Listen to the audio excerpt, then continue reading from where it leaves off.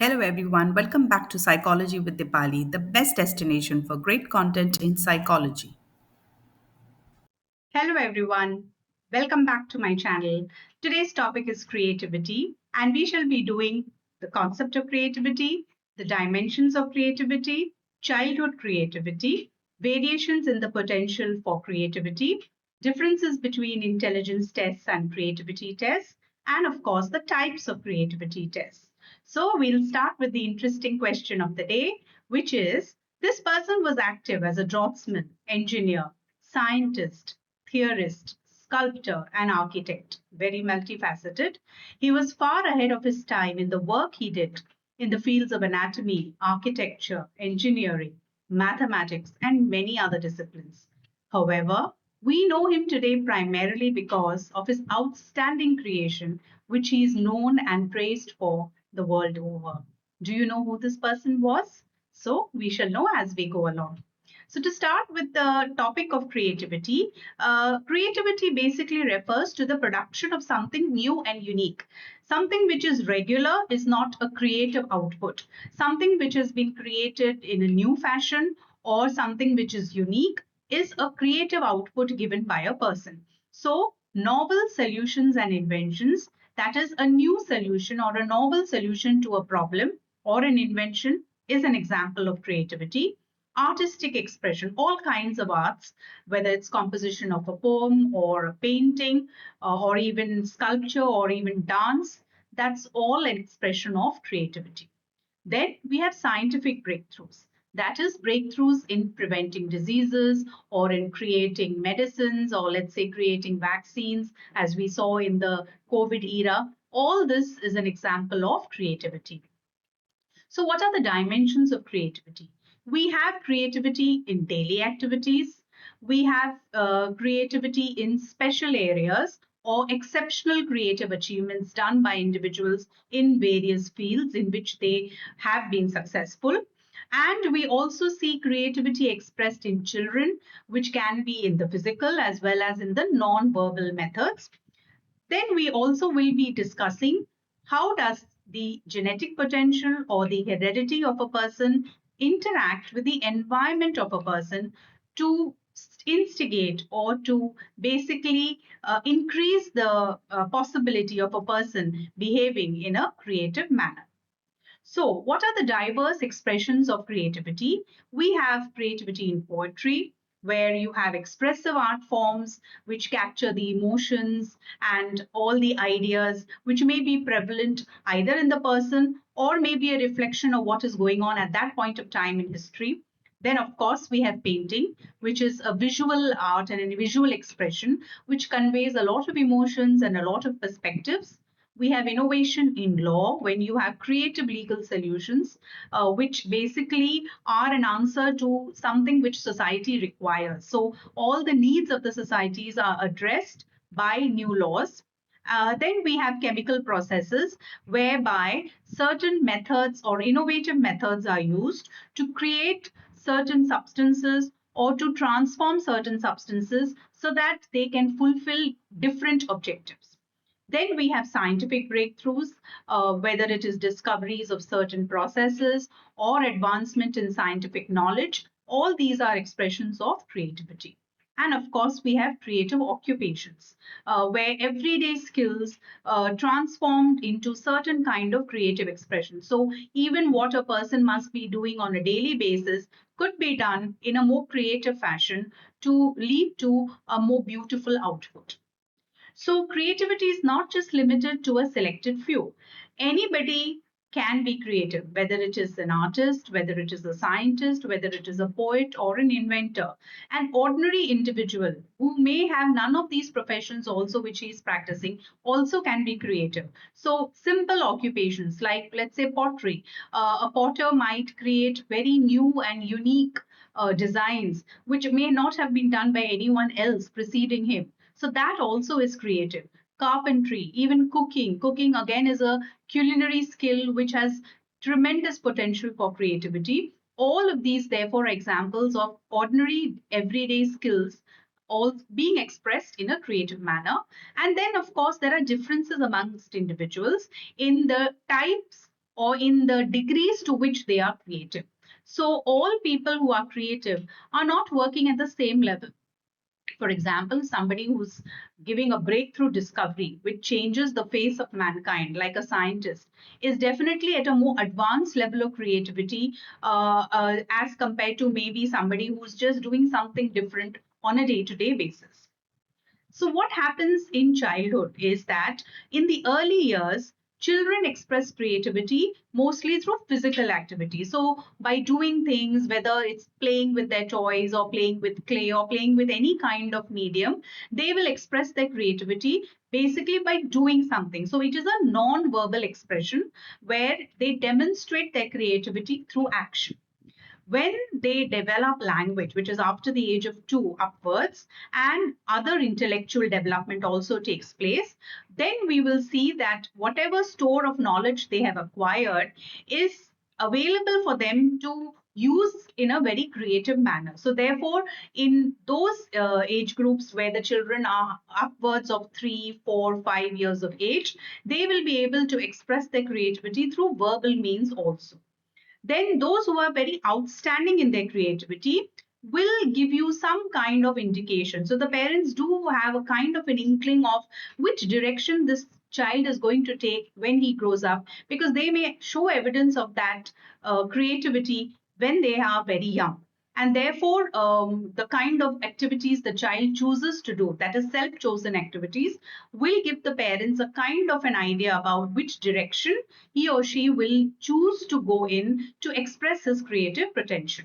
Then we have certain cases where maybe early on the child has not expressed the direction which he would like to take in life later, but there needs to be certain kind of support which is provided to him or her to express his creative potential. So, therefore, there may be individuals or children who have the potential for creativity, but it is hidden, it has not yet been expressed. So, in order for it to be expressed, the correct kind of environment and support needs to be provided to that child for him or her to express his creativity adequately. So, if you see, there are variations in the potential for creativity. One area of influence on how creative an individual is the creative potential which is inherited from one's parents or from one's family members. Now, any kind of variations which we see in the creative potential in different individuals can be attributed to a kind of a complex interaction between what they have inherited and the environment in which they find themselves. So, environmental factors will help to stimulate creativity, but the genetic potential that a person has inherited will set a limit beyond which they will not be able to express their creative potential. So, though genetic potential sets a limit, how is the creative potential expressed within those limits depends upon the environment in which the individual is growing up. So, how much of the potential which the person has for creativity can be expressed or realized, and in which form it will be realized, and in which direction it will be realized, will be determinant or based upon the environment. So, what are the various environmental factors which will influence whether a person becomes highly creative or not? So, we find activities which are supporting creativity. Let us say a person is given the family support where whatever he does, which is different or which is novel, the person is supported.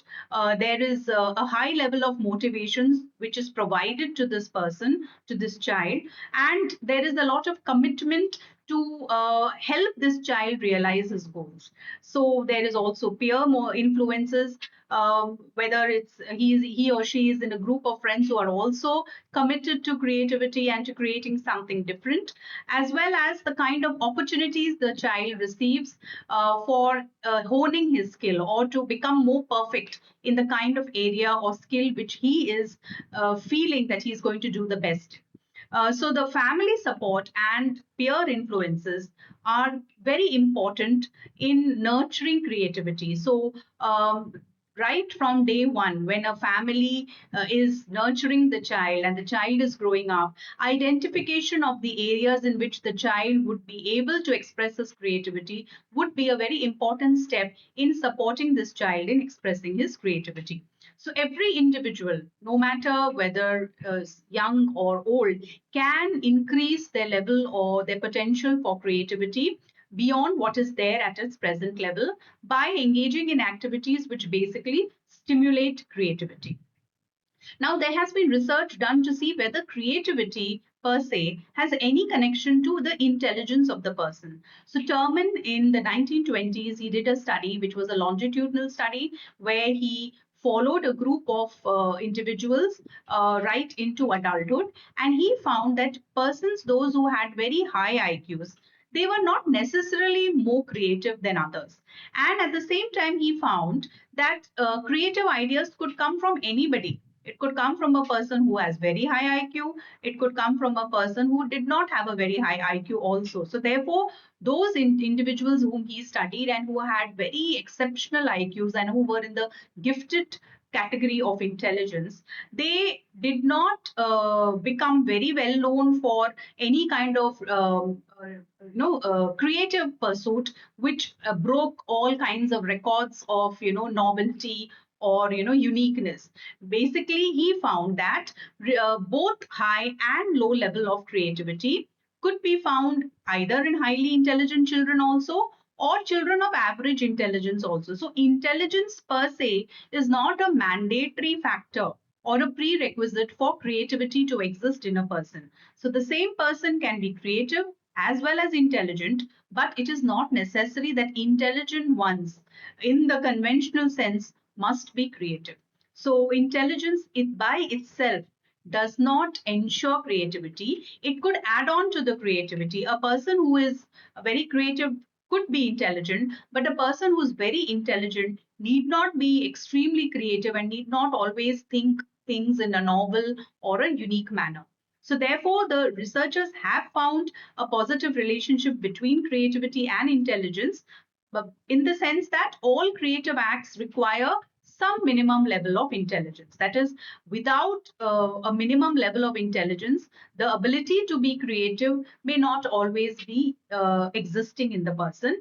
So, the ability to acquire knowledge, the ability to comprehend information, retain that information, remember that information, and then retrieve that information when required is definitely a sign of intelligence, which is basically required for any kind of creative endeavor.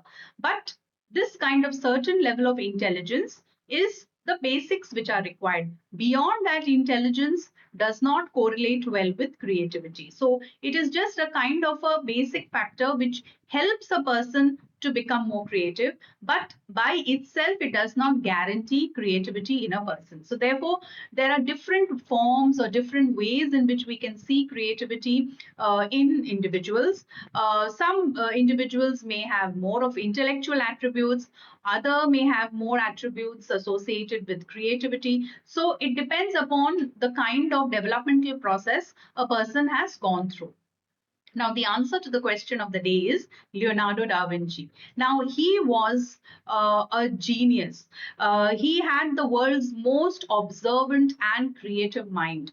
It is estimated that his IQ or intelligence was well over 190, possibly even in the 200 plus category, which is exceptional intelligence. So he was far ahead of his time in the fields of art, anatomy, architecture, engineering, mathematics, and many other disciplines. And the most surprising thing is that he did not have any kind of proper formal schooling, but he had a very remarkable ability to observe things, to be curious, and the intellectual ability was evident from a very young age. So he seemed very gifted and he was able to visualize abstract and art forms as well as mathematical equations far beyond normal levels, which other individuals possibly could not do. Now, this is at a time when scientific knowledge was really not very predominant. And in those days, for him to be able to excel in so many different fields was an exceptional creative example, which we see. And he wrote a lot of his information in notebooks, and these notebooks contained drawings and notes on various topics, like anatomy. He made very detailed drawings of the human body, then even on topics of astronomy, botany, cartography, that is drawing maps, of course painting, and paleontology. And we can study his innovations from the kind of drawings and notes or the sketches that we see in his work. One very interesting and unique thing about Leonardo da Vinci was that he wrote in mirror writing, that is called reverse text, which was not easy to read. The only way to read it was to hold a mirror to the text, which would then reverse the letters. He also wrote from right to left. Now, there were many theories or hypotheses as to why why this would have been done by him, and one likely reason was that he was left-handed, and because he was left-handed, if he wrote from left to right, it would possibly cause smudging of the ink on the paper that he was writing. So therefore, he chose to write from right to left. That is one hypothesis. Another hypothesis is that he wrote in this particular way as well as he wrote in mirror writing format to keep his notes private, so that other people or people in authority, maybe the church or other people whom he did not want to share his knowledge with at that point of time when it was just in the beginning stages. Maybe he did it intentionally, and some people hypothesize that he did it because that was an easy way or a normal way for him to write and therefore use that knowledge forward. Now, he was a technological genius because he had sketched and drawn various kinds of instruments, equipment, and machines, which even today it is surprising to see that what he could achieve in those times. He thought of concepts for the helicopter. He basically called it an aerial screw, and he drew it and sketched it, which looks like a modern day helicopter. He designed a parachute and even the wings of an airplane. He even built the first automated bobbin winder, which is used for sewing. This was even before the sewing machine came into being. He worked in the area of solar power. He worked in the area of double hulled ships, as well as even armored military tanks. He tried to make a flying machine, so he designed a flying machine which he called the ornithopter, which basically is an aircraft that flies by flapping its wings. And he also thought of a robotic knight. So the creativity that he had actually exploded in various fields and in various directions, where scientific innovation was definitely there, but artistic genius was also there. And of course, we know that the Mona Lisa is his best known work and is the world's most famous individual painting. There's also another very famous painting of his, which is The Last Supper, and it is the most reproduced religious painting of all time. So he was a creative genius with abilities which were much beyond his time, and with an intelligence as well as creativity. That combination was excellent, and that led to so many innovations and so many discoveries that he made. So let us talk about how do we assess creativity. So there are very many creativity tests which have come into existence to address this particular issue of how do we assess creativity. So they basically assess variations in terms of the potential for creativity. What is the potential for this person to be creative? And these tests are open-ended tests. That means they don't have a yes, no kind of answer format. The answering format is left to the person. So it is a very general and open-ended questions which are asked, and this helps the person to think of different kind of answers to the question. There is no right or wrong answers in most of these creativity tests, and or it helps the person to think of problems and in terms of experiences, and they can then give answers which is based on an expression of their creative potential. So there is freedom to use one's imagination to the questions which are asked in creativity tests and express it in original ways or unique ways. So therefore, there is no specified answer to question. There is no right or wrong answers, and therefore, it really assesses the creativity potential of an individual. So there are differences between, therefore, what intelligence tests do and what creativity tests do. So, if you look at an intelligence test, It basically addresses convergent thinking and assesses convergent thinking. That is thinking which is logical and which has one right answer to the problem. But if you look at all kinds of creativity tests, they only assess divergent thinking, which is creative thinking, where there'll be many or multiple answers to one particular question or one particular problem. Then the focus of intelligence tests is basically to assess abilities like memory or logical reasoning or accuracy or perceptual ability.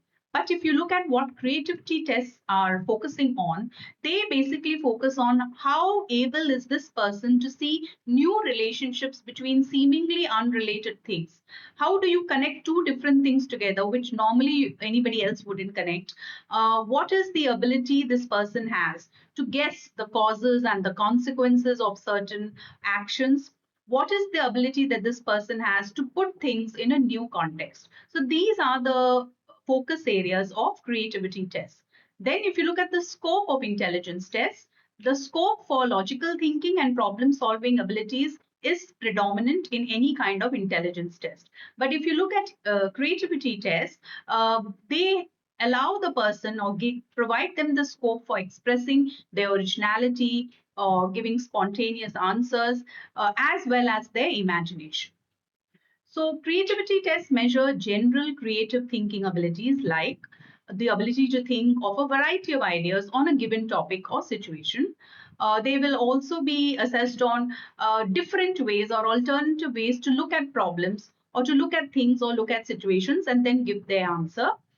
They may be asked to guess causes and consequences of a particular action or a particular situation, or to think of unusual ideas to improve and to use common objects. They are also asked unusual questions, which really make them think about how to make something different or novel or unique in that situation. And there are many tests which have been developed by psychologists and researchers to assess different areas of creativity. For example, specific tests like assessment of literary creativity or scientific creativity or mathematical creativity. So, there are many psychologists who have created different tests to assess the creativity potential of an individual, and the psychologists are Guilford, Torrance, Catena, Wallach, and Kogan, Paramesh, Bakar Mehdi, and Pasi. So, all of these individuals have created various tests, all of which have a standardized procedure as well as manual and interpretation guide. So do support Psychology with Dipali and share, like, and subscribe to my channel. You can follow me on Instagram and do let me know which other topic you would like me to create a video for. So that's all from my end. See you very soon.